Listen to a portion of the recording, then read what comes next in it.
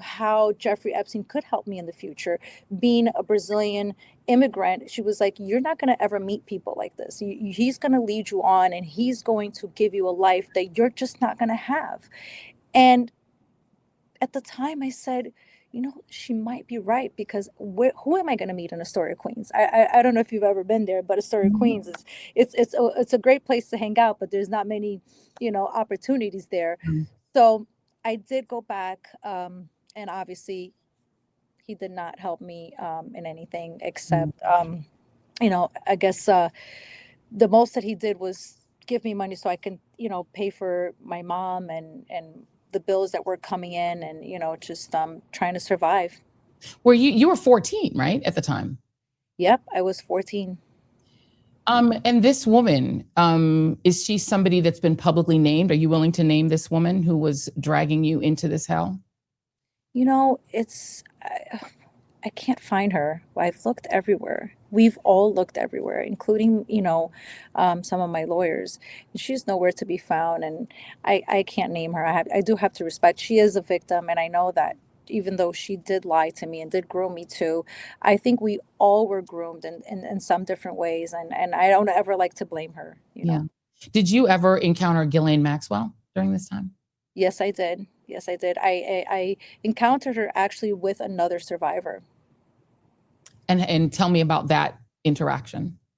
That interaction was very weird, because I think a lot of the other survivors were introduced to Ghislaine and had more of a different experience. But then when we look at it, New York women and Florida women have two totally different experiences with Jeffrey Epstein. And even New Mexico and Virgin Islands, it's just like totally different, right? Mhm. So when I was going to Jeffrey Epstein, a friend of mine were going together. She was a model at Ford, and Jeffrey Epstein was in love with this Jane Doe, and she has not publicly came out and has not spoken yet. And at the time, he really, really was obsessed with this young lady. And we were in his massage table, in his massage room, I'm sorry. And he said, "I want to bring you guys to the bedroom. I have, someone that I want you guys to meet." We did move on to his bedroom. And next thing you know, Ghislaine walks in, and we were not introduced to her. We were just like, he was like, "This is my friend here, and she's Mhm. going to be joining us." And obviously, it was very, traumatizing, because they both, raped us in that bed in his New York mansion. And a lot of it, I think because of my trauma, and just because obviously it's 18 years, there's so much that I just don't remember of that day. I would love to reach out to this Jane Doe woman who I still speak to, but Mhm. she is so traumatized about this that she doesn't even like to hear the word Jeffrey Epstein. Yeah. And what were your thoughts when Ghislaine Maxwell, given that you know her as also an abuser like Jeffrey Epstein, was moved from a maximum security prison to a minimal security prison where she seems to be living a pretty cushy life? I have to say this. Of course, I had an encounter with her one time, but let's talk about all the other survivors who had many encounters with her and actually were groomed by her, right? It is a slap in our faces. It is disgusting. We are so I want to say we're annoyed with it. We are mad. We are furious at this point, because if it was anybody else, that any regular Joe Doe walking down the street would have been prosecuted to the fullest extent. Correct? So, why are we giving this woman who is known to be worse than Jeffrey Epstein any type of leniency? It is disgusting. We are, especially when we look at Virginia's family. They're fighting so hard. And then they sit there and they give this woman, you see her on TV, and you see her like she's strolling down, Central Park. Yeah. And sometimes I wonder, I feel like she has better dinners than I do. It's really, we are at this point, I don't think anything else shocks us at this point, but we are fighting very hard to, keep her at least there. at least there, than to be outside and be free. So we hope that if she can be sent back to where she belongs, it would be awesome. And if not, we cannot pardon her. You know, that's something that we've all made it clear. You in the past have said to appeal to Donald Trump to do the right thing, release these files, and think about it, how he would feel if his own daughter was involved. I mean, we do know that his sort of attitude toward at least one of his daughters is pretty predatory. So I'm not so sure that he would care. And his, this same daughter actually was a model with John Casablancas' agency. We know his notorious sort of reputation. What do you make of Donald Trump's seeming real insistence on these files not coming out? What do you make of that? Well, we think all of this, we all think that it's a little bit confusing for us, right? Because when somebody comes out and says they have nothing to do with it and they have nothing to hide, you would quickly jump on it. And then you also promised this, right? In the beginning of your campaign, you promised this. So if you say something as a man and as a woman too, you should keep your word, correct? And I think that we survivors feel like, and maybe we know that there's more to it. And that's why you don't want to let the Epstein files to come out. And it's not only him, it's who else is he protecting? Because we had another politician say it. We have proof, concrete proof that he has been around and he has been involved in this than more just being Jeffrey Epstein's friend. So when we already have the proof and we have all of these emails and we have all of these pictures, we're just trying to figure out, why are you still trying to protect other powerful men? I'll give you just two things, Jason. This is B4 and B5. Let's start with Dan Bongino, who also promised him. He made his entire podcast reputation, at least a lot of it, on saying that the Epstein files need to fully come out.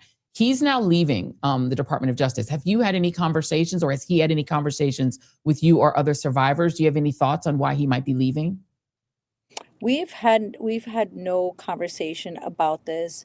We are wondering, is it because he is disgusted, with his own, with his own director?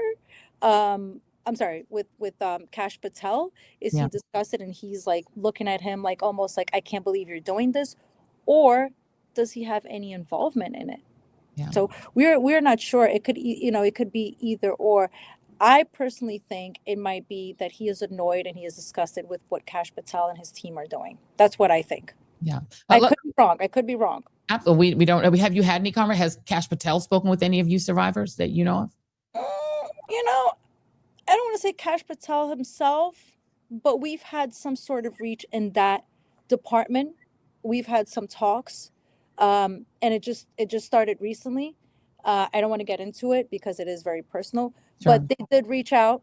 They finally reached out. I think they just wanted to say, and I think they're going to be able to say they reached out. Now, did they try their hardest to speak to us?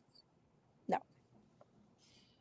I guess my exit question to you is, at this point, since it doesn't appear that the administration is going to release these files, at least as you said, not unredacted, what do you want to see happen? I think you were speaking about Thomas Massie, the Republican congressman who really partnered with Ro Khanna in a big way. There were 4 Republicans who worked with Democrat Ro Khanna and all of the House Democrats to get these files out. Do you want to see them read the names from the floor if they know the names? Do you want to see hearings in the House and Senate? What do you want to see? What would justice look like to you? I do have to say thank you to all these politicians who have been, and I'm not going to start naming every one of them. Right. All of them have been, so extraordinary to us. And we really didn't even expect it. Like we just thought like it was just going to be us fighting this, but they have been fighting with us. Mm-hmm. And we are so thankful for them. Justice to me and to all the survivors, I think, and from mainly for myself, is really, we need to bring these men to justice. They need to be, they need to face trial. They need to go and do time if they have to. It is nice when people come out and say, you did it, you did it, you did it. Prince Andrew, for instance, you know, we know he did it, and it's great, but why isn't he being brought to trial? Why is now the UK, the people of UK, swiping it under the carpet? We need to bring these men to full justice. Okay, they need to be brought to, we need justice for that, for Virginia, for ourselves. We need to stop this, because they will continue. If it has happened to us, that means it has happened to other women that have not spoken about it. Okay, so we need to put a stop to it for this generation and for the next generation. Amen. Marina Lucerda, thank you. Lucerda, thank you so much for coming forward. And thank you for your bravery in speaking out publicly, because it takes a lot of courage to speak out against some of the world's most powerful people. These powerful men, they think that they can silence people like you, but they clearly cannot. Thank you so much. And I am so sorry for you having to re-traumatize yourself, speaking about this, but I just appreciate your courage. Thank you so much for having me, and I appreciate you, and I hope that all women out there do not stop speaking and do not let anybody scare you, because your voice and our voice matters. Amen. Amen, sister. Maria Lucerda. Thank you. Thank you. Thank you so much. I appreciate you so much. Joining me now is Lev Parnas, our friend of the show. And I want to just let you have an opportunity to react to Marina, if you could. Yeah. Hi, Joy.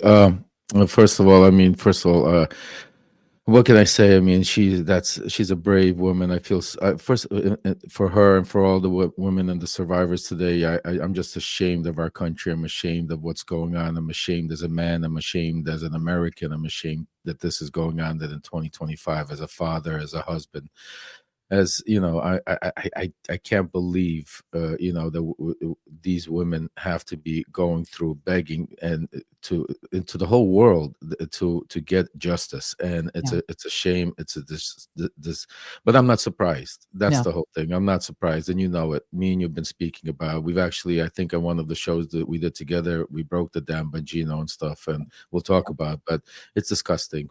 But what do you make of his exit? Marina was saying she thinks it either could be that he's disgusted and is leaving because he's not going to be able to fulfill his promise of releasing the files, or he's in on it. No, he's not in on it. I actually have been reporting on it for 4 months, since July 6th. Bongino hasn't been spoken to Trump since they had that blowout and he left the office when July 6th, when they tried to bury the files. Ever since then, Bongino has not been in the Oval. Bongino has not connection. Actually, Bongino was supposed, Patel was trying to make peace between Trump and Pam Bondi in that infamous dinner that Vance was supposed to have, that they didn't have, that the media wasn't reporting on. So Bongino has always been on the outskirts. Me and Waj have been talking about this already for months. And actually, I reported on it earlier today. I think I wrote a letter at 10 o'clock in the morning talking about exactly, one of my good sources told me this is what's going to happen today. They're going to try to throw Bill Clinton under the bus. They're going to give you a bunch of nothing. Then they're going to disappear till January and try to have this thing blow over and come out the news cycle. And it's a shame that we're going through this, Joy. But I could tell you, as long as we have people like Maria that are willing to stand up and talk, and we have people like you that are willing to give them a voice and stand behind them, I could vow to you that I promise you, somebody, I'm not a journalist, but I was part of that, shit show. I was part of helping make that MAGA, and I could vow to you and every one subscriber here that I will do everything in my power to take the MAGA down piece by piece and hold them accountable, because each and every one of those powerful men, and a lot of them know who they are. We all know a lot of them. It doesn't matter, Democrat, Republican, Independent, Black, White, Jewish, Spanish, Puerto Rican. I don't care what color, what race you are. For you, it's time to pay the piper. Amen. And so it's never forget. And Jason, this is B5. We'll never forget this. And I don't want to play that for Marina, but I will play it for you, audience. This is B5. Donald Trump was the good friend of Jeffrey Epstein, always was. Jeffrey Epstein testified. This is one of the releases from the House Oversight Committee. He was very deeply involved and was very much a friend. This kind of does go into the next thing that I want to talk with you about. This is C1, Jason. Play C1 if you could. This is Just had a personal relationship with Donald Trump? What do you mean by personal relationships? Have you socialized with him? Yes, sir. Yes? Yes, sir. Have you ever socialized with Donald Trump in the presence of females under the age of 18? Though I'd like to answer that question, at least today, I'm going to have to assert my 5th, 6th, and 14th Amendment rights, sir. Would you declassify the 9/11 we can stop it there. Yeah. Would you declassify? That was just him saying he would declassify, that he would not declassify the files. And when Jeffrey Epstein took the 5th there and said he would not answer that question, I am in possession, thanks to the House Oversight Committee, of a copy of the lawsuit that was filed by an unnamed woman who claimed that she was sexually abused, not just by Jeffrey Epstein, but by Donald Trump. That lawsuit has never come to fruition. That woman has never come forward. We do not know her identity. I did know who her lawyer was at the time, Lisa Bloom, but that kind of went away. I don't know if you have any insight into the fact that Jeffrey Epstein would not say whether he had been around Donald Trump and underage girls. I could tell you this much, Joy. I mean, I don't have any insight exactly about that conversation, but you know my story a little bit. Rachel did my documentary. For those of you who have seen it, you know, I come from a world that I lived around people like that since a young age. I saw the 80s and 90s in New York. You know, I used to work for Fred Trump, Donald Trump's father. I ran in those circles, and I could tell you it was a different world. You know, if you want to understand of what it was like, just a little taste of it, just go back to the Weinstein trials that we had with the Me Too movement, and that was just a little bit of it. These powerful men in those days, that's why they had the Miss pageants, Miss Universe pageants. That's why they had the modeling agencies, and that's why some of the other things I'm hearing, that's one of the reasons why Trump is extremely trying to close it up, shut this down, is because the ties and links it has to his current wife, Melania Trump, because she comes from that world. She comes through that world, through those modeling agencies, through that world of Epstein and everybody else. And it just so coincidentally, she has a movie coming out right now to try to, make her look like that first lady that she's not. So, I don't have hardcore facts of if they were together, but I know Katie Johnson's story very well. There was somebody that was trying to introduce me actually to her. She was going to try to come out, but then she got scared. I was going to give her a platform, and I was going to try even get her in touch with some of lawyers like Dave Ehrenberg and others to protect her. But I could tell you this much: I believe her story, just because I know, first of all, Donald Trump, and if for 1 second, if there was one unfactual truth, he would have gone after it. He's never gone after her. He's never, they scared her to, and this is one of the things that, we need to find out who were these people, for Donald Trump that scared her to such a degree, because, she lays it out. Just like there were times where there were these swinger parties. This was a time where they had these rich people, and Epstein, this is how he had them all come, because he would hold the parties. He would have like the Maxwell bring all these young girls there, and then he would invite them to like his penthouse or to a private, like these private clubs with the Donald Trumps of the world, where they would go and feel safe and secure. And that's why, what's her name, Marjorie Taylor Greene said, when I told Donald Trump, why are you protected, he said to her, a lot of good people are going to get hurt if they release those files. Yeah.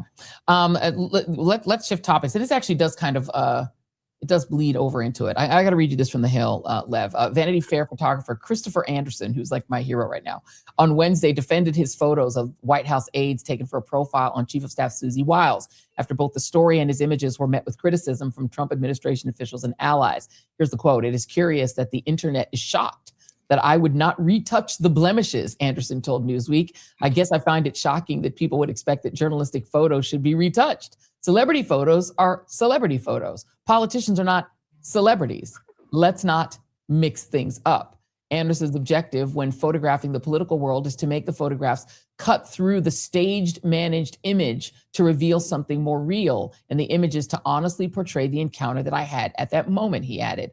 Being very close is part of how I've been doing this for many years now. They knew who they were when they hired him. So let's show some of these pictures. And I want to let you talk about this shoot. This is C2, actually, Jason. C2 it's just, I put them all in kind of a reel, which is C2. So let me know when you got that ready. There you go. So here's and I'm just gonna let you talk over this because these close-ups are wild. Please go, Lev. First of all, Marco, I can't even imagine what they were thinking. I mean, I could understand JD Vance. He has no idea what planet he's on. Stephen Miller, you could tell he thinks Dan Scavino, I know these two think they're in, there you go, Caroline Levitt. These guys think they think they're in some kind of movie. They're like, reenacting their favorite characters. And you know who his favorite character probably is, little Gimlet over there. And this guy, like you could, I'm just, you can't make this stuff up, Joe. Look at this guy. Look at these guys. My God. Lord. Oh my God. Lord. The lips. Remember how he said the wonderful lips. He's Jesus. Good God.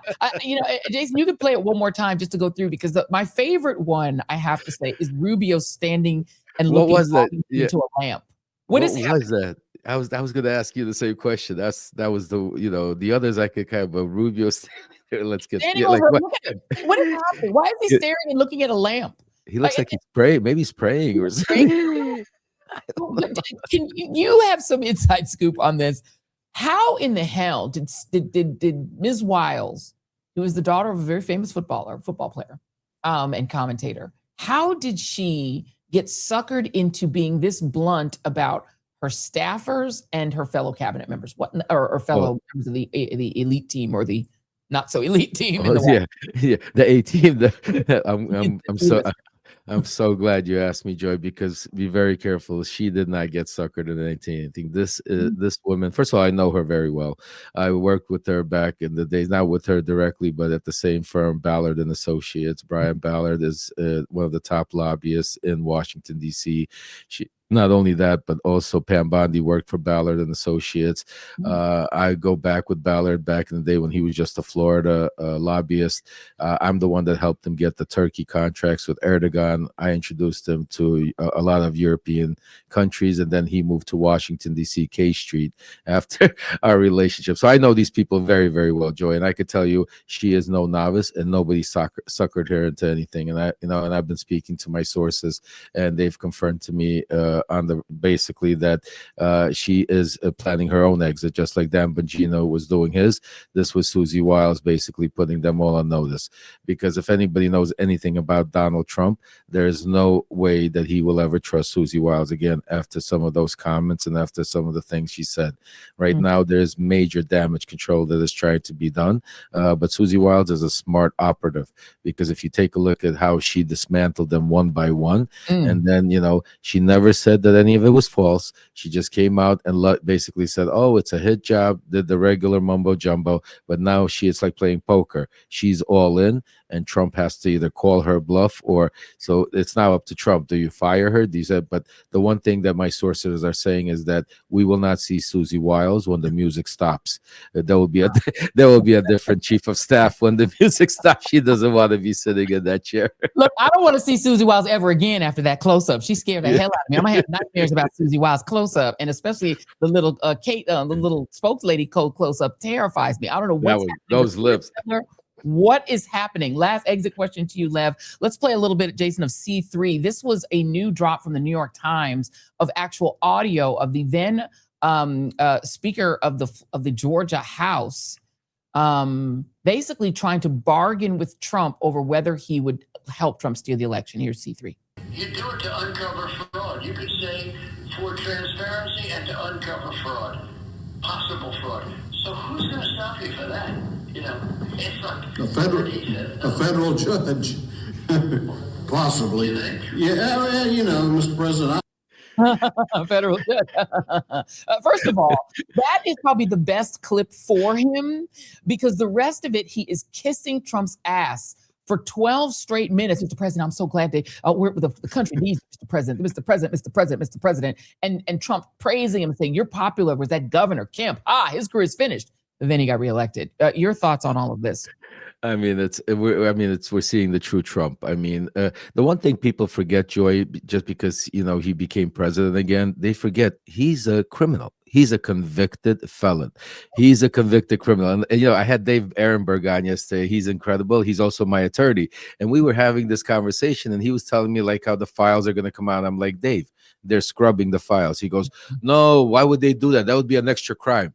I go, because they're criminals. Right. They think like criminals. You're forgetting these are not people that are actual, maybe even what's it called, politicians that could be criminals. These are criminals that are pretending to be politicians. So right. This is what's being run. So you have to understand how the criminal mind works. The criminal mind works, because I've lived with them my whole life, is do whatever you can to cover up the crime. That's why they always say the cover up is worse than the crime. And that's what we're seeing right now. This is the worst cover up in the history of not only the United States, but the world, because there's a lot of people involved.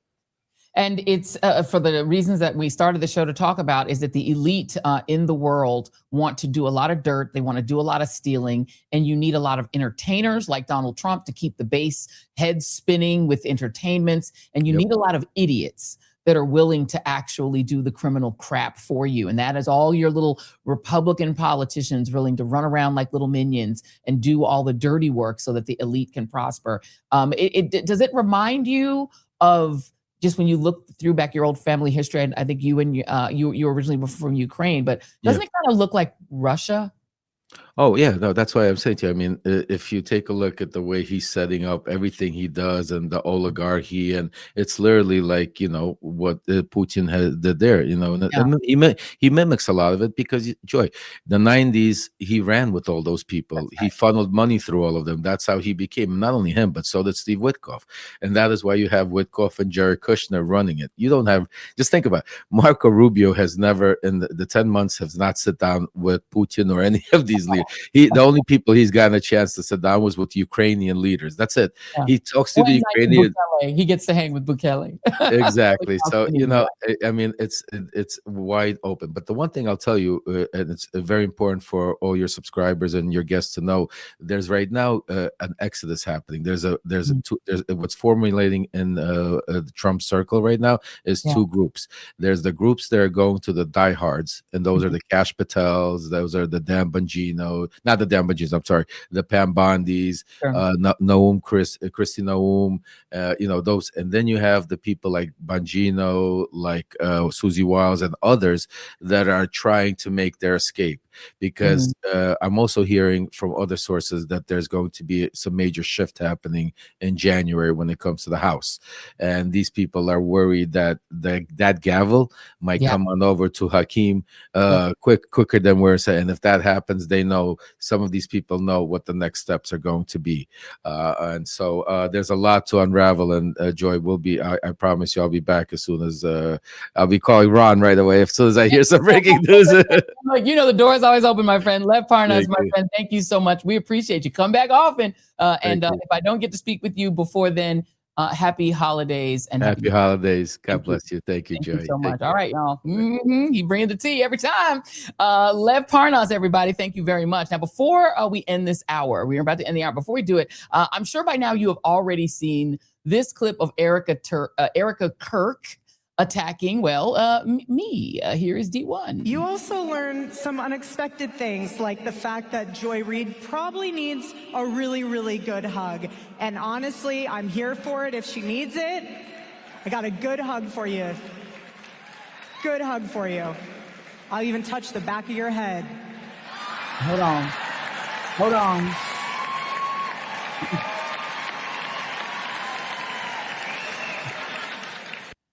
Nope. No. First of all, my first response, it does come from the movie Get Out. Jason, please tee up D2. This is my initial response. Oh, no. No.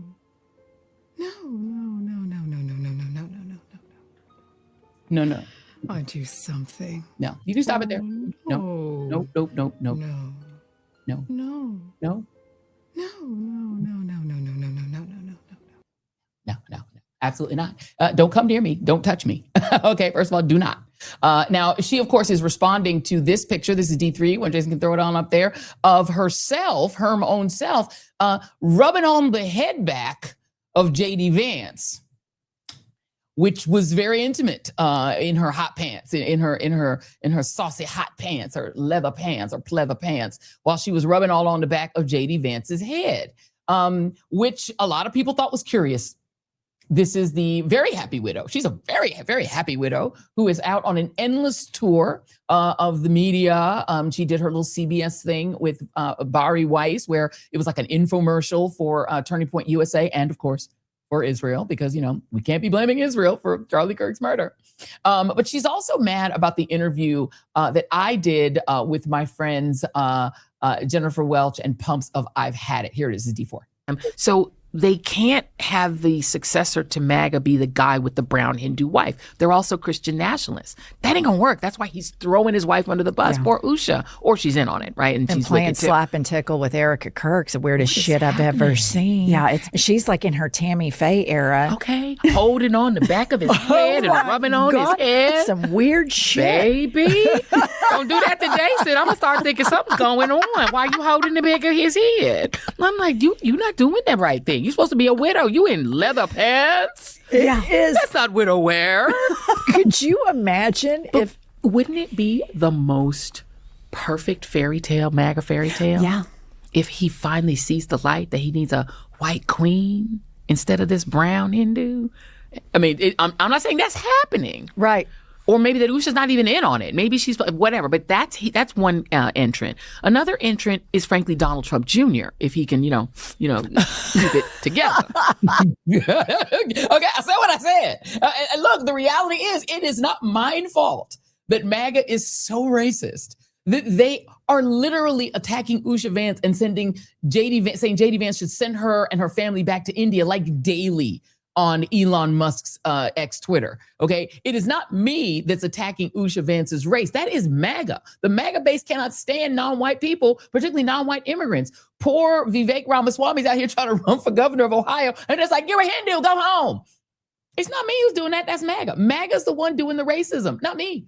All I'm saying is the ultimate MAGA fairy tale would be for JD to leave Usha Vance alone and go run off with Charlie Kirk's widow. It brings like the houses of MAGA together. You've got the Peter Thiel house that wants to end democracy and take the vote away from women, forcing them all back into the home to breed more American babies. Married to, right? So you got the Peter Thiel wing, which is JD Vance. And then you marry that to the Turning Points USA wing, whose only purpose, recall what Turning Point USA is. Charlie Kirk didn't create Turning Points USA. A very wealthy conservative did. And he paid Charlie Kirk to leave junior college. Charlie Kirk does hate on folks who go to Harvard and who are a Black woman with elite degrees, but he dropped out of junior college. Probably couldn't have gotten into Harvard. Not my fault. Not my fault. But he was paid to leave junior college to start Turning Points USA for the purpose of converting young white Christians into right-wing economic conservatives. Initially, what they were doing on these college campuses, where his job was to go on to college campuses, though he was no longer a collegian, and try to debate and argue with particularly white students to get them to be conservative and to be economic conservatives. And that started, I think in 2012, he began that. He gets this money from a very wealthy man who later turns out to be a big time Tea Partier who ends up dying, I think, because he didn't get the vax. So that's who really started Turning Point USA. Then big billionaires and major corporations and major right-wing elite interests are pouring money into Turning Points USA. Most of their income came from those donations from the very, very wealthy. And Turning Points USA didn't really catch hold until Charlie Kirk stopped just doing economic conservatism and started doing race and started attacking Black people and saying Black people were preying on people and robbing them and doing all kind of race politics, basically becoming a young Rush Limbaugh. Then it started to take off. Then he got some competition from Ben Shapiro's organization, which started in 2015, also funded by billionaires. 2 Texas billionaires funded that one. The goal has always been, I'm going to go right back to where I started, to get young, particularly white Christian Americans, to side with the economic elite against who they should side with, which is fellow struggling people in this country who just don't happen to be white.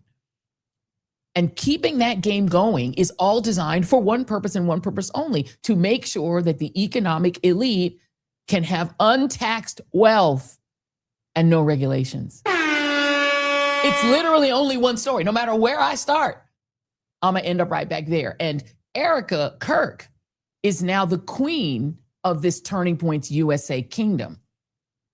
And so the challenge she's gonna have is that the people that she is now out Tammy Fayeing with and trying to convince to also go along with right-wing MAGA economics, which is basically economics in which you want there to be an economic elite that has complete freedom and that has surveillance over the rest of us, and the rest of us just go along with it. But the big fight in MAGA is whether that elite and that organization is going to be pro-Israel, or they're going to leave Israel alone and just be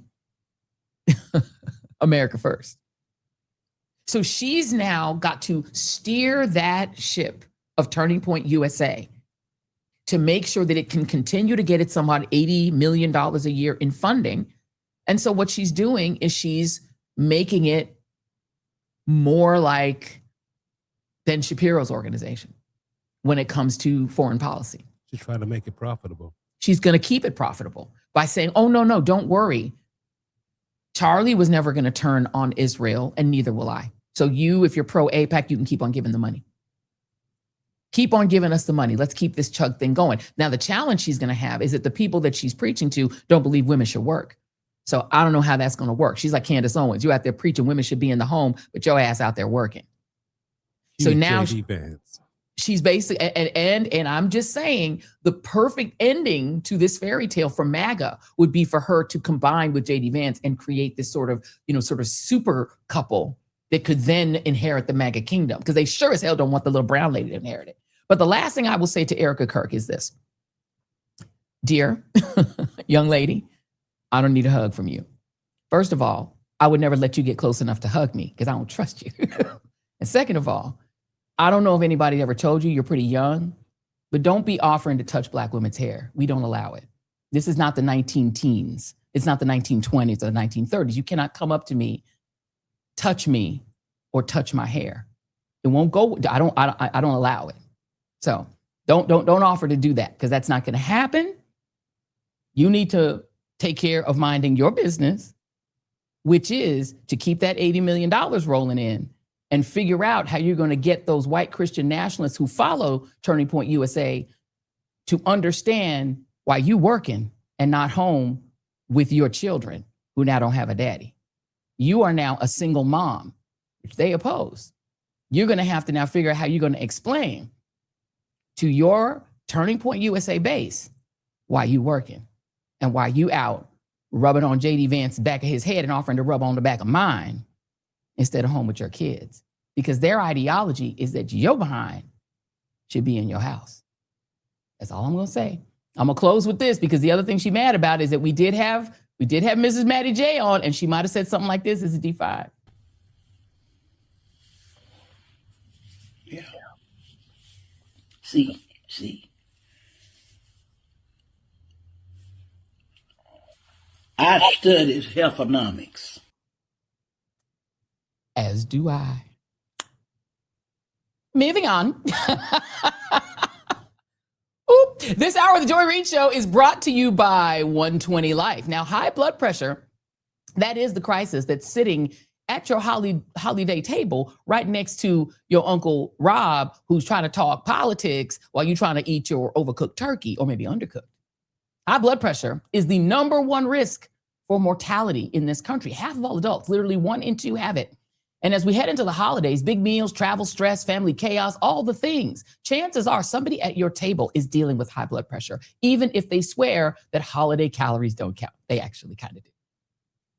Now, why this matters right now is that December is basically a perfect storm, right? The stress, the salt, the sugar, the just one more plate. Blood pressure spikes are extremely common this time of year, which makes it one of the best moments to get yourself under control, get your numbers under control. And honestly, giving somebody better health is one of the most meaningful gifts that you can offer. And 120 Life is one of those gifts. It's a once-a-day, great-tasting, functional drink made with ingredients that help support healthy blood pressure. It's not a pill. It's not a gimmick. It works for people with high blood pressure, and it is a smart choice for people with diabetes as well. The powdered version, which I've got right here, which is very tasty. You can mix it up in your stomach. It offers you just 1 gram of sugar, which is great. It's trusted by real doctors. Hundreds of doctors actively recommend 120 Life to their patients. More than 1,000 health professionals have supported or endorsed its use. It's becoming a go-to natural tool in the medical world. It gives you measurable results you can actually see. So grab your home BP monitor, drink 120 Life daily for 2 weeks, and watch your numbers move. We hear before and after stories all the time. It's one of the easiest health wins that's out there. It actually tastes good. It's refreshing. It's not chalky. It's literally delicious. You can make it in a shake. You can just put some water in it and just drink it. It's great. So here's the offer that we're doing for the holidays. You're going to get 20% off if at checkout you use the codes JOY if you're a lady, or REID if you're a dude. This holiday season, Christmas, New Year's Eve, all of it, New Year's can get our listeners at the Joy Reid Show can get 20% off your entire order at 120life.com by using the codes JOY or REID. Use one of the 2 codes. It's one simple offer. So that's all you got to do. Half the country's dealing with high blood pressure. Don't let that be you. So go to 120life.com, use the codes JOY or REID at checkout to get 20% off. Try it risk-free for 2 weeks. If your blood pressure does not come down, they'll give you a full refund. So there's nothing to lose except your blood pressure numbers. Use codes JOY or REID for 20% off your order today. All right. So Donald Trump is giving himself lots and lots and lots of gifts for Christmas. One of the gifts that he really, really wants, and this is E1 for you, Jason, is the Kennedy Center. I'm Congresswoman Joyce Beatty. I'm sitting here in my congressional office in Washington, D.C., just ending a call with the Kennedy Center, where I serve as an ex officio member. I am bringing this to you live today because what you may hear is that there was a unanimous vote to rename the Kennedy Center the Trump Center. Be clear, I was on that call, and as I tried to push my button to voice my concern, to ask questions, and certainly not to vote in support of this, I was muted. At the end of the meeting, there was the announcement that there was going to be the renaming of the Kennedy Center to the Trump Center. At that point, I said, I have something to say, and I was muted. And as I continued to try to unmute, to ask questions and voice my opposition to this, I received a note saying that I would not be unmuted. So to be clear, you were cut off. I was cut off. And then it was said that now the vote is unanimous. As an ex officio member, we do have a vote. I was not allowed to vote because I was muted. I would not have supported this. I would have asked several questions about this. And in traditional fashion, we would have had someone talk about why they were doing this, that they had researched this.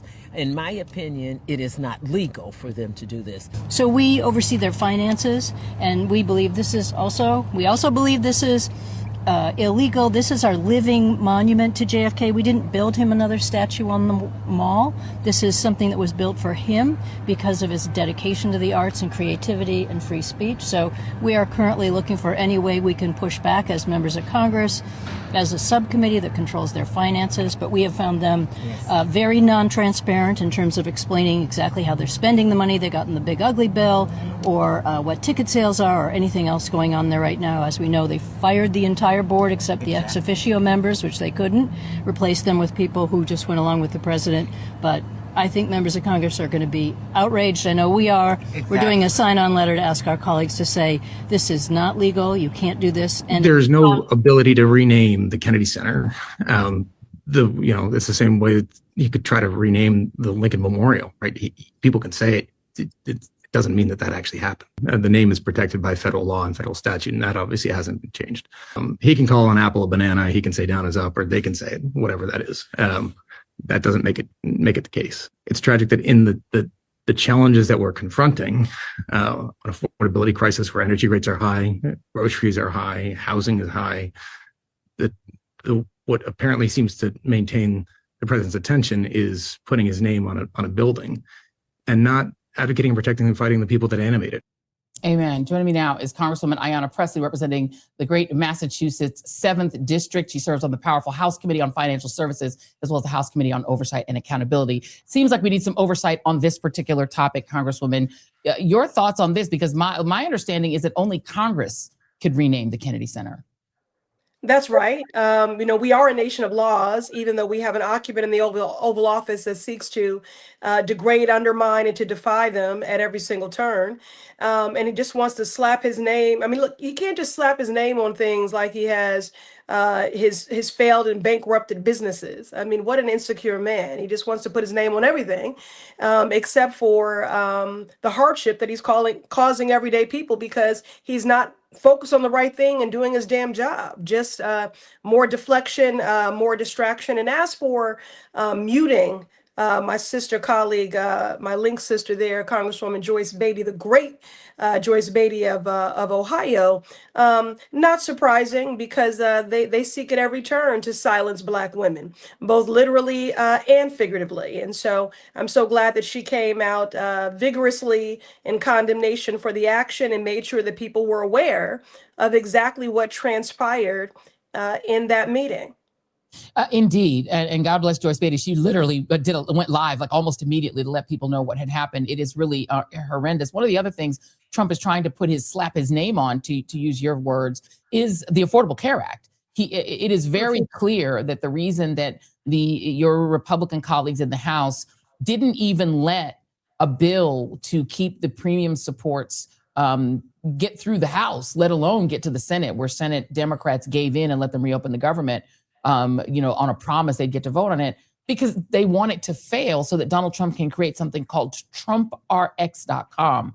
What the hell is that? Excuse my language. And what can now be done about Affordable Care Act premiums supports? Yeah, he doesn't know what it is either. This administration is as chaotic and callous as they are completely clueless.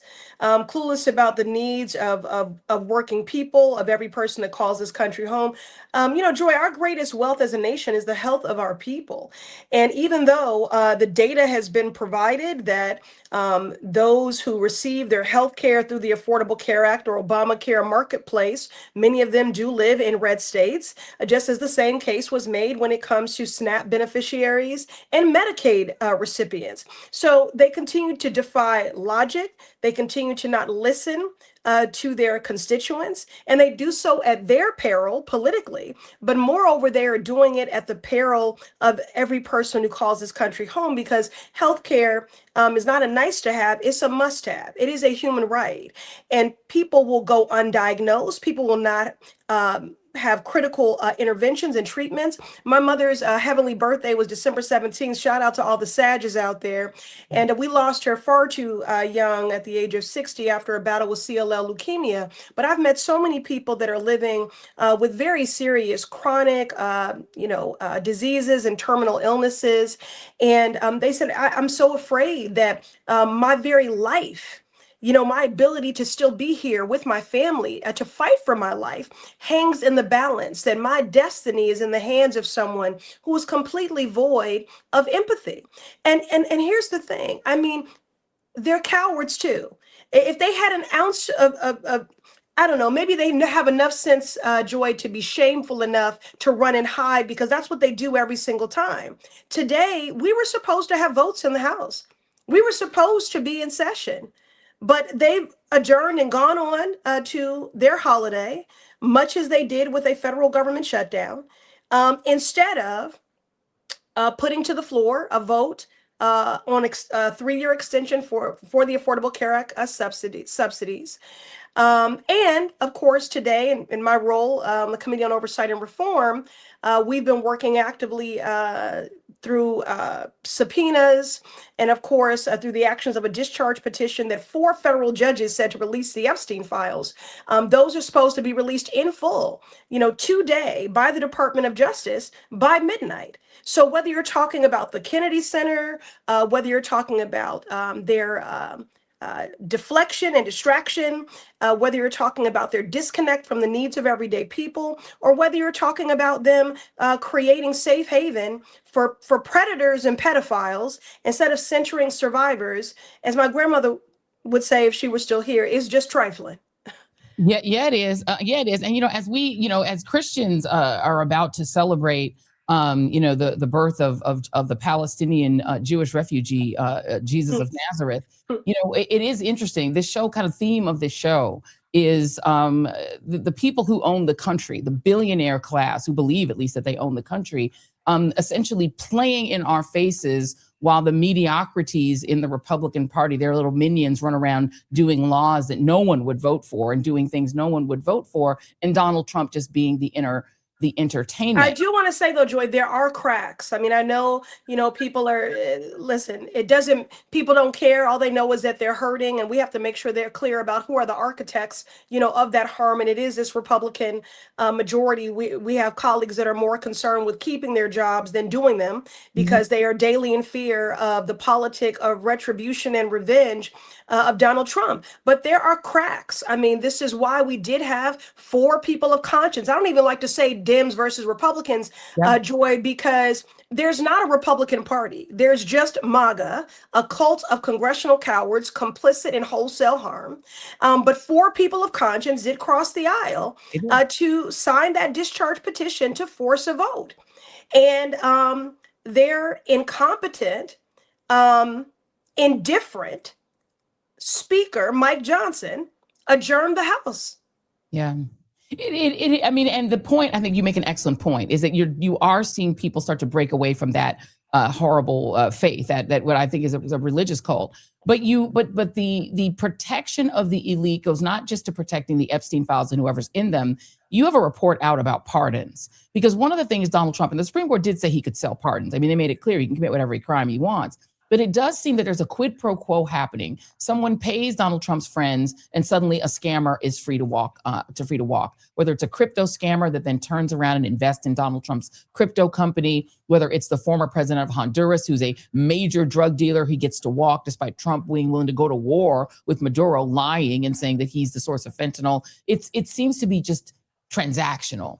But you found that there's more than just transaction here. Talk about what's going on with these pardons. Yeah, well, first, let me just say the reason why my office, and I thank my dedicated A-team staff for putting this together, but the reason why we wanted to put this report on Trump and clemency and pardons and commutations is this is an area that I've long, worked in and fought for. I pushed President Biden on this alongside advocates and impacted families, and there were some 1,500 people under President Biden that were granted clemency, 2,500 sentences that were commuted, and some 39 souls that we were able to get off of death row. So President Biden, although he did not do it at the pace and move as quickly as Donald Trump is, he did use the tool of clemency, of pardons, of commutations in a restorative, reparative way, which is how it should be used, to undo harm, to make sure the people that have been the most harmed by mass incarceration are the ones to benefit. And Donald Trump is skirting and circumventing that process. Only 17 people have actually, he's not pardoned anyone that's gone through the process. There is an application process, right? And so he has pardoned people that are his political allies, that are wealthy and well-connected. And he continues to make history for all the wrong reasons. He granted the first ever pardon to a corporation, to a multi-million-dollar global crypto company. And again, only 17 people, so I wanted to get the percentage right, that's 0.08% were granted clemency through the Department of Justice application process. So all the others, the 1,500, so he's moved at a faster, rate than other presidents, but he's making history for all the wrong reasons. What about the January 6th insurrectionists? By the way, not only were they pardoned, many of them have gone on to commit violent offenses. So you don't care about public safety. Yeah. And 85% of those who have been pardoned are white people. Of course. 85%. And only 9 of them were people who had committed drug offenses. And then finally, Joy, we do have a pardon czar, and her name is Alice Johnson. And she is someone who was incarcerated for 20 years for first time non-violent drug offense. And so I wanted this report because that which gets measured gets done. It's important to, shine a light on the misuse of this powerful and transformative tool, the corruption of it all, but also to call on the pardon czar, someone who has lived this and knows that families deserve to be reunited, and people who have been rehabilitated and who we believe in second chances have an opportunity to make a positive contribution. That is important. And I appreciate you doing that. And this is something I definitely would love to follow up with you on, because he's pardoning people that seem to be paying into the system or paying into his friends to do it, and leaving aside the sort of restorative justice he could do with that power. One more question before I do have two more questions for you. One of them on this question of immigration. We are now seeing more and more evidence that even American citizens, U.S. citizens, are being detained and even deported. You're on the oversight committee when you all are reconvening, or if you all are able to meet without the speaker allowing it. What can be done about that? Well, what we have found is, one, when we make sure that we are investing in mutual aid, that we're getting people counsel. Look, if somebody's disappeared from your community, go and see about them. And that's exactly what I've done in my district when this has happened many times over. And by engaging pro bono legal counsel, because it is a violation of people's due process. Look, I just want to say this to folks. If you care about mass incarceration, and that's what we're just talking about here with clemency, you have got to care about not mass deportation, because there's a violation of due process, but mass kidnapping. Yes. That is degrading a due process for everyone. And that is what, and they are both one coin, two sides of a for-profit benefit. The same people that are incentivized to lock up poor folk and Black and brown folks and benefit from that financially, those corporations are the same ones incentivized when you're talking about these detention facilities. So what can be done? We fight. Joy, the main thing is that if you just say there's nothing that can be done, that these things are an inevitability, they win. Because a dictator wants us to be ignorant and uninformed, indifferent to the suffering of our neighbors, and inactive. So we have to resist, reject, condemn, and not normalize this. We can't just say that's just Trump being Trump. You know, ICE is racist and rogue. We have no idea who these mass people are out here disappearing people that are seeking asylum. Which is a legal right, people that are undocumented, and people that are citizens who they won't even afford them the opportunity to show their papers. Yeah. They're showing up at courthouses. I mean, and my district is very diverse, Joy. So I have parts of my district that have really been under siege. In the city of Chelsea alone, it's just the terror and the fear. 300 students from Chelsea High School are no longer at school. They're just not showing up. Yeah, it is terrifying. And I think people have watched your servant leadership and have been impressed by your ability and willingness to speak out strongly in favor of justice. And I think for those who live outside of the 7th District, my exit question to you, I think comes not just from me, but probably from everyone else in Massachusetts. Are you going to run for the United States Senate? Are you interested in running for the United States Senate? There is a rumor that you are going to do it. Are you going to do it? I am running for re-election. I believe my work in the House is unfinished. I never say never, certainly sometime in the future. But right now we have, what do we got? Count them, 7, 8 Black women running for the United States Senate right now. And I'm going to be working hard to make sure that the House gets back into the majority and do everything I can to help get my sister, especially my little sister, Jasmine Crockett there, over the finish line. So we can plus up our numbers in the House, Joy. Yeah. No, absolutely. Because we keep, Congress, and I got to defend Article 1 of the Constitution. Congress is a co-equal branch of government, and they are coming for Black people, power, and progress, coming after our seats. As many as 30 Congressional Black Caucus seats are in limbo right now as we await a decision on voting rights, and while we're in the midst of this unlawful redistricting. So my work in the House is unfinished, and I'm going to, play my position here. All right. Well, look, I tried. For those of you who are literally seeing her on here and in my phone, being like, "Is she running or not?" I'm literally asking for the people in my phone. But I will let you go. Thank you so much, Congresswoman. We appreciate you. Thank you. Thank you, Joy. I appreciate you. Okay. Thank you. Thank you very much. Happy All right, holidays. that is loving Congresswoman Ayanna Pressley. Let me tell you, she will give you the fire, hot to fire. But you know who else will give you hot fire? Fani Willis. Have y'all seen this testimony today? Jason, this is F1, if you can throw it up there. The date that I have is January 24th of 2022. Does that seem like it's within the range of being the correct date? So I already stated I don't trust you. I understand you're trying to run for lieutenant governor right now. Anything you want me to testify to, I'm going to need to see. Okay. Were you aware that in between the time of the special grand jury being sworn in and receiving evidence, Mr. Wade traveled to Athens, Georgia to meet with officials from the White House counsel's office? I don't recall. On the right-hand side here is the meeting that I reference. The highlighted section reads, travel to Athens, conf with White House. How does this counsel. assist you in developing laws for Georgia? Because I believe the purpose that I'm here for is because you all need assistance in doing your job, and you want assistance with rules and regulations around how people should be a prosecutor. And it made sense to me that you'd come to the best prosecutor in the state to ask for some advice. But I'm confused as to how this assists you and what the purpose of me being here is. The committee has a broad purpose. I'd be happy to refer to counsel as to the overall purpose of the committee. But my question for you is, as it relates I don't to think this it's travel, relevant, so I'm objecting on relevance. She's asked and answered that. She's told you that the TUI process goes through the White House counsel's office. She's asked, it's been asked and answered.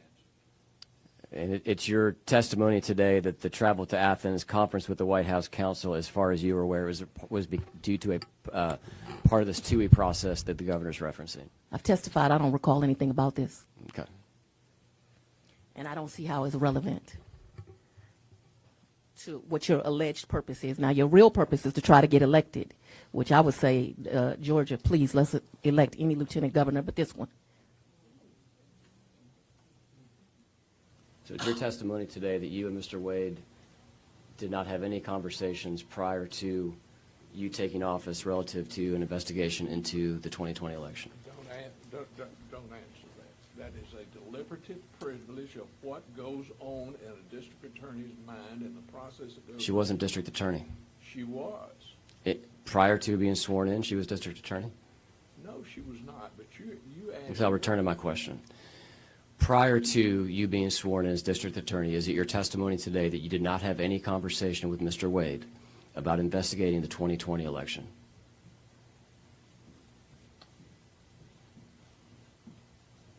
Do you want to answer? It's a dumbass question. I know it is, but go ahead and tell him because it occurred after she took office. But I didn't know that he was going to commit a crime prior to me taking office. Like, factually, it's impossible. Okay, thank you. Screen. I don't review those documents, so you're asking me to look at documents that I haven't for the first time. What I can tell you is that I I'll give you time to allowed review the Mr. Wade to bill 160 hours a week, and then Mr. Wade would be the first one in the office making sure that my staff arrived. He corrected their behavior. They thought that 8:30 meant 8:30. He taught them that 8:30 means 7:45. He got there before them. He left after him. He taught them how to do this case, and he was a leader to that team and a public servant. And for that, him like me has been threatened thousands of times. You want something to investigate as a legislature? Investigate how many times they've called me the N-word. Why don't you investigate that? Why don't you investigate them writing on my house? Why don't you investigate the fact that my house has been swatted? If you want something to do with your time that makes sense, and you can use all this in your campaign ad, you attacked Fani Willis. What have you done, sir? Nothing. So I'm going to refer you to the screen. I know you said you don't approve. I don't look at this. I've never seen it, bills. so I can't talk to you about documents I don't approve and don't review. Can't talk to you about it. Who does approve the documents in your office when invoices come in? I thought we'd been through this. I don't believe you said who reviews the invoices and approves the invoices in your First of all, I have no firsthand knowledge of it. You have no firsthand You want knowledge me to of- testify about something I don't have any firsthand knowledge of? I'm asking- Okay, let's leave it there. Fani Willis, everybody, the Fulton County district attorney and her spicy white lawyer, former Democratic Governor Roy Barnes. They were up there putting on a clinic in how you stand up to a fool who's asking you dumb questions that you don't want to answer because they don't even make sense. Put her on the White House press corps. Let her question Donald Trump. It is my dream. Joining me now, speaking of people who speak their minds without filter, one of the great comedians, Luenell. She is currently on tour. You can catch her on Jimmy Kimmel's Comedy Club in Vegas, at Jimmy Kimmel's Comedy Club in Vegas on the 21st, and at City Winery in the great city in New York City on December 27th. Hey, Luenell. Hey there. Hey there. Hey there. So I don't know if you have thoughts on Fani Willis and her ability to cut through the garbage that was being thrown at her today, but I want to let you speak on it if you feel like it. Oh, I think she's delicious. I thought that she was, nothing makes the ops more angrier than an educated Black person. That just really gets under their skin. And I find great joy in people who can spar with the ops like she just did, or our great Jasmine Crockett. So I quite enjoyed that last segment. Thank you very much. It gave me a headache. Now it gave me a headache. I wouldn't have been able to handle it because, I have a proclivity to use profane language and also to throw things. So, I mean, it would have been appropriate. When you look at this year, well, first of all, before I get to that, I want to get you to look back a little bit on the stories that you think were the most impactful. But you mentioned Jasmine Crockett. What do you make of the people who are sowing a lot of doubt about Jasmine Crockett's run for the United States Senate in Texas? Well, they're doing their job as being the ops. They don't want to see there's a lack of real intelligence permeating through the political genre right now. There's a lack of common sense. There's a lack of empathy. There's a lack of, just anything to do with, I'm going to go back again, common sense. And common sense, education, experience run through both of these, all three, your veins. Yeah. Well, and they really just can't stand it. Plus, let's throw in being a woman in this boys' club of politics. It's been time for a change. It's definitely time for a change right now. I don't know how anybody is still riding with the lack of leadership that we have right now.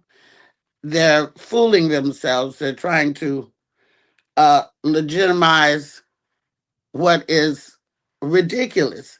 And if we are to have another election, because don't forget this current president was voted in not once but twice. And the Make America Great Again, MAGA genre, they thought would not affect them, would only affect us. And so Make America Great Again, if I may be blunt, make America white again. Let's make America, because white is right and everything is pure and snowy and all that. When America is a melting pot. And we are the greatest country because of that, because of the diversity, because of the inclusion. And all that is being wiped out. I mean, there's plaques in the White House under the former president's portraits that are like clickbait. It's just, so anybody who's still fooling themselves like any of this is okay, I have dismissed from my life friends and relatives. I get it because, they're exhausting to be around. And the plaques that Luenell is talking about, Donald Trump has put a wall of fame in the White House, which he has made incredibly tacky. Everywhere is gold, gold, gold, gold, gold, gold, It gold. looks like Mar-a-Lago. It looks like Mar-a-Lago, but like even worse than Mar-a-Lago, super cheap and tacky. But he's done this sort of wall of fame where he puts the portraits of previous presidents and then puts like shade under them against the former presidents, especially Obama and Biden. I want to ask you, as a performer, just as a person that is in the arts and as an artist, your thoughts on Donald Trump on the website, on the White House website, which is the other place they're trolling people. They have claimed to have renamed the Kennedy Center to be the Donald Trump Center, taken John F. Kennedy's name off and put Donald Trump name on. And then they had their self-appointed board of directors or board of overseers mute Joyce Beatty, Congresswoman Joyce Beatty, who was on the call, so that the Trump lackeys could vote to rename it, which of course is illegal. Only Congress can do it. But your thoughts on him trying to steal the Kennedy Center for himself? He also wants to be on Mount Rushmore. Yes, he does. He does. I mean, okay. The thing that kills me, just like with predators and people who help them, at what point do the people say no? Like when the construction company got the contract to tear down the Jackie Kennedy section of the White House and build a ballroom, at what point, even though there's money involved and all this, which he's not notorious for paying his bills, by the way, at what point do you say, you know, I'm not going to be involved in that. I'm not doing that. The people who made the plaques to go under the portraits, why didn't they say, no, I don't want to be involved in that? Money is the root of all evil. And apparently they don't care where it comes from. The love of money is the root of all evil. Like the love of money. Yeah, money's great. Money's fantastic. But the love of money is a terrible thing. As a comedian, I spoke on politics more before the Charlie Kirk murder, because after that, people were very in their feelings and very, very sensitive. And I'm not doing comedy to do politics. I'm doing comedy to make people laugh and forget about politics, actually, at least for an hour. However, I do throw some jabs in there. And being that I partially work for a man whose whole stance is freedom of speech, that would be Jimmy Kimmel. I've not been censored one time in the 5 years that I've been at his club, or the 2 that I'm contracted to do in the future. So I don't really get off into it a lot on stage. But here's the thing. Don't ask me if you don't want to know what I think.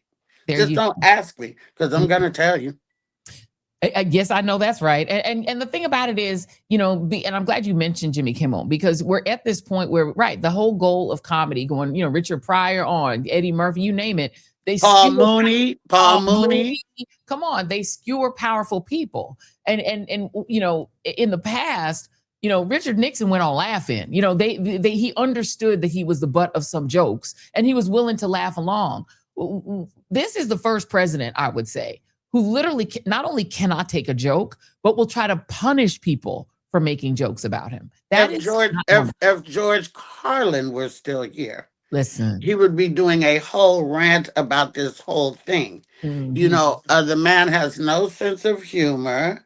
If he does, I'm sure it's racist humor.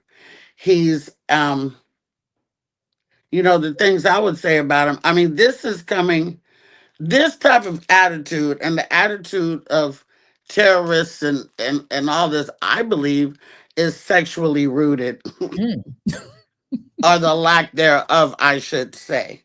Because a man who is confident in the bedroom, a man whose wife shows love and affection to him, which this does not happen with the couple that I have seen, a man who can walk with his chest out and know that he is indeed a man, does not act like a bully or incompetent, impudent loser. He's acting like a loser. Anybody who goes against him and says any little thing, he's just a bully.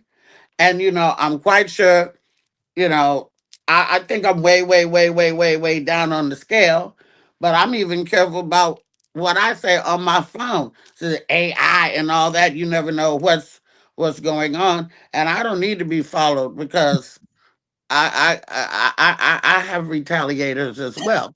Right. No, I totally hear you. And it's an interesting time to be doing comedy. Have you found that in this environment where, Hollywood is shying away from projects with Black people in them, you just flip on Netflix and like, ooh, there's like the one sort of prominent show with a Black cast is the Diddy documentary, and it's number one. But do you find that that's impacted you, this sort of attitude that corporate America is taking where they are complying in advance against DEI? Is that impacted comedy for you? No, it has not impacted comedy for me because I have for a long, long time had mixed audiences.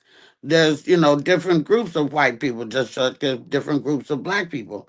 The white people who come see me are like-minded white people. The Latinos that come see me are like-minded Latinos. The Black people who come see me, which are generally older, because I'm not really aiming my comedy at the young folk. I don't do colleges. I don't try to appeal to the TikTok generation. I feel that people of my age need a cheerleader and a spokesperson as well. And that is why I try to do grown-up comedy to where grown people can understand and dig it. I have a very, a lot of comedians and a lot of people who are not raised in mixed communities don't know how to really deal with the masses of white folks, if you know what I mean. I went to all white schools. I'm educated. I have a Bachelor of Arts degree in English Lit. And I'm not scared of the white man, if you know what I'm saying. But if you were raised in a rural southern atmosphere and you really never had to interact with white folks on a everyday basis and not on a subservient sort of basis, then you may not attract that type of crowd. Do you know what I'm saying? Yeah, I hear you. I hear you. Well, let's talk about this year. What has stood out to you as being like, what are the three biggest stories that have caught your attention this year, from whether it's politics or not? Well, let's see. Of course, the Diddy thing has been big. The Epstein files, sexual predators and weird shit has stood out to me a lot. Yeah. I would say, of course, this, a distancing from, what is it called? Oprah just did a thing on stepping away from toxicity in your family or in your relationships. That's been a big thing on my mind, and it's affected some people in my family as well. You mean like stepping away from your actual family members if they stress you out? Say that again? You mean stepping away from like your own family members if they stress you out? Absolutely. Oh. Yeah, because you can have family members that are jealous. You can have family members that are constantly needy. You can have family members who act up. And I'm not talking about sometimes, like all the time. Well, at one point, if you're smart, you have to say, I can't deal with this no more. And you are not obligated to deal with toxicity just because somebody's in your family. There you go. Amen. Amen. All right, that's two. All right, give me a third one. Give me a third one. You hit me with some knowledge here. Give me a third one. Let's see. I think, probably, well, Jimmy's situation. Yeah. Yeah. That was a big thing. Now, this is December. A lot has happened since January. Yeah. And I hadn't, I talk about a lot of things that deal with me. Not a lot of stuff that deal with side, some things didn't happen this year. In my comedy, I talk about the submarine incident, the submersible. I talk about the Olympics, and we're coming up with them again now. And our good girl, you know, uh, uh, um, the track. Shakiri Richardson. Oh, Shakari. Oh, we love Shakari. Mm-hmm. Yeah, Shakari. I love it when a hood rat wins. And just there's so many things to think about. I didn't, a lot of people get their questions ahead of time. I don't. So those are just some things that come to my mind right now. I'm sure when I hang up, I'll be like, oh, I should have said this and that and this and that, but just those things right now. I feel like people in the chat are very interested in your take on letting go of family members that are in your way or that are bothering you. What is your advice as a comedian and as you said, somebody who tries to speak to the grown folks out there? How do you place this distance if you have people in your family that are driving you up the wall and you need distance? How do you do it? Well, you don't. It depends on the level of toxicity. See, I'm the 8th of 8 children. Okay, I have 4 brothers and 3 sisters. And I live in California and Nevada. I'm in LA right now, but I'm going back to Las Vegas in about 3 hours. My sisters live in Texas. My brothers live in Kansas City, Arkansas, and Texas. So I don't have to deal with any of them in an excess basis. But if you have 1 or 2, or you have a cousin, or you have a niece or a nephew, and if they are not advancing, if they're not adding to your life or to theirs, and if they seem stagnant and stuck in a place that should have been let go a long time ago, then you have a choice whether you want to deal with that or not. That doesn't mean you don't say Merry Christmas. That doesn't mean, or sometime it does. It doesn't mean you don't say Happy Birthday, or sometime it does.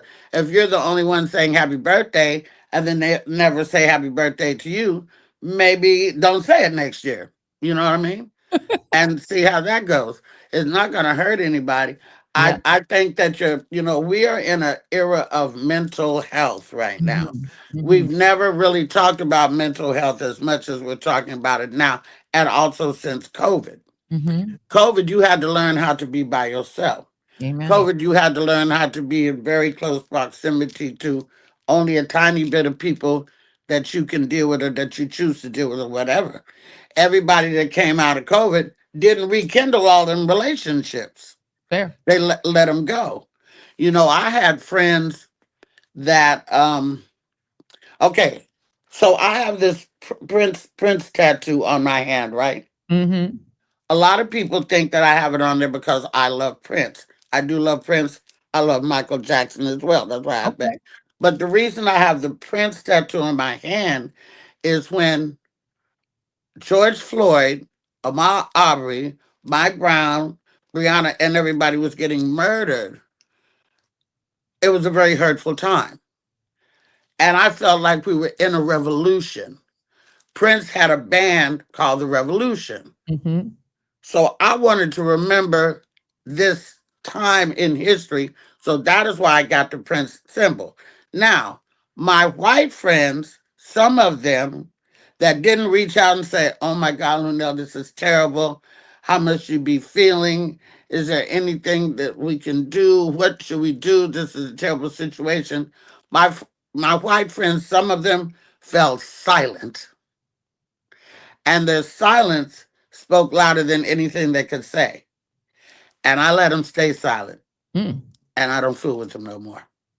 Well, that is a word. Luenell, we love you. Tell us more about where we can see you. I know you've got these 2 upcoming dates. Let the people know where they can see you if they want to, and where they can get tickets.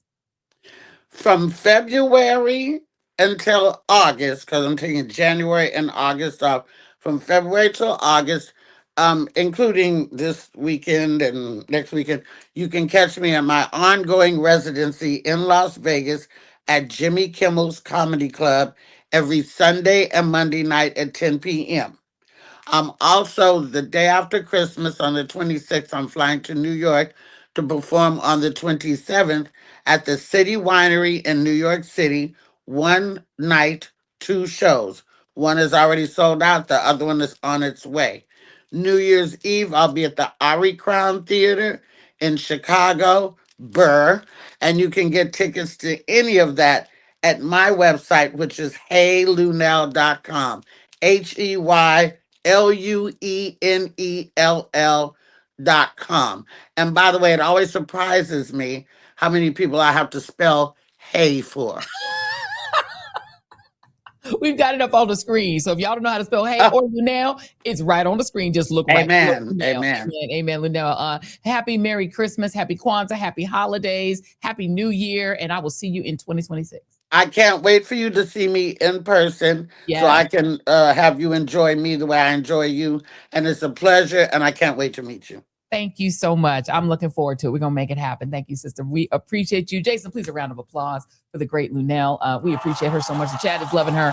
All right, y'all. We have come to that point in the program where it is time for our moment of joy. And our moment of joy on this final show before Christmas. And just to remind you all, we will not have a show at all next week. We are giving the team a very well-earned We week need a break, off. y'all. We definitely need a break. We have not been off. Do you guys know we have been working like really 7 days a week to get this show up 3 days a week? We've been working nonstop since June. Was really since before then to even get the June 9th show done since May of this year. Actually, since you left MS. Oh, really? We've been setting this up since I left MS, and we've been like really working hard, and our little team needs a break. Right. So we are going to be off next week, but we will rejoin you. We're going to do one more show before the end of the year so we can ring in just before the new year. I've just apparently been asked to be part of Don Lemon's a big New Year's Eve show. So I will pop into Don Lemon's live show New Year's Eve. Cannot tell you exactly what time, but I'm still gonna be here. I'm still on all the socials. So y'all, you can follow me all them places. I'm still gonna be here because I'm a workaholic. You know what I do, how we do. But we're gonna give the team a well-earned year off. I have to tell you, one of the things I have done though, is since Donald Trump, since they're giving out awards that don't mean anything, I'm giving myself and Jason one. Jason, you can pick whichever one you like. We're giving ourselves the Nobel Peace Prize. We have created the TJRS Peace Prize. You guys will find out next year that there's been only one winner so far who's ever won it. We have a big interview that's going to be dropping on January 6th. The one and only winner of the TJRS Peace Prize will be our big show on the 6th of January. I'm not going to tell you who that is. You're just going to have to come back and find out in the new year who our one and only winner of the TJRS Peace Prize is. But you know what? We figure since we've already awarded a winner, we're going to award Jason and me and also the team. The team will all be Peace Prize winners. Because you know what? And we bought these cost like $7. And no one's ever won it. No one else was nominated. There's only been one winner. I'm going to put mine on, just like Trump. I'm going to put it on right now. I can't even wait. Donald Trump couldn't wait. Neither can I, nor can I. I'm going to put it right on my chest right now and declare myself to be the champion of peace of the world. And with that, and by the way, can we show, Jason, do we have a picture of one of our wonderful Wearing Joy friends? There we go. Look at this gorgeous person who I've also followed you on social media. Thank you very much for being our Wearing Joy model, spokesmodel, as it were. Thank you very much. We really do appreciate that. And if you all want to show off your fabulous wear, and I'm wearing the exact same thing. I wanted to twin out. We're twinsing out with this friend. I got to get closer to it so I can read it. It's Melissa Prunty Kemp. We are twinsing out. I've got my cup. I've got my gear. I've got my fabulous zip front hoodie. If you all want to pick up your own good stuff at the show. We may have to start putting that bracelet around your neck. I would know medal up on the shop or something. Yeah, we may have to get ourselves a medal. We'll make a medal that literally just says TJRS Peace Prize. We'll make one. It costs like $7, so we can afford it on our new media budget. We can afford it. And since Trump and them are giving out medals to people who haven't earned them, and we can do it too. I mean, why not? And also, we would love to give a medal to every single person in the chat. We love our Team TJRS members, all of our readers, everybody that is in the chat. We appreciate y'all. We appreciate you also if you're chatting on Substack. This has been a really great year. We have enjoyed every minute of it. We've really enjoyed you guys. Thank you so much for all the support. We have traversed 380,000 followers. We're so excited about that. We are climbing our way toward 1 million followers. And we're going to get there because of you guys. So we want to thank you all very much. And with that, our moment of joy is coming to you. It's one of our favorites, our favorite heiferologist, who is bringing the Yuletide spirit to the heifers of the world. Mrs. Maddie J is our moment of joy.